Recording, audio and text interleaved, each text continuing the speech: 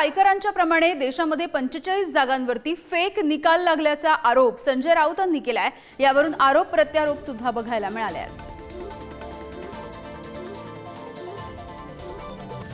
ठाणे जिल्ह्यात आणि कोकण विभागात आपल्या महायुतीला तुमच्या सगळ्यांच्या आशीर्वादाने प्रचंड यश प्राप्त झालं।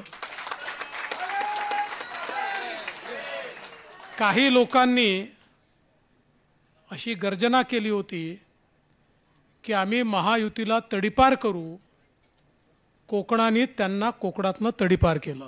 कोकण हा महायुतीचा बालेकिल्ला ठरलेला आहे। ही निवडणूक जी झाली लोकसभेची, या निवडणुकीमध्ये फेक नरेटिव्ह अगदी लोकांपर्यंत तळागाळापर्यंत पोहोचवण्यामध्ये महाविकास आघाडी यशस्वी झाली।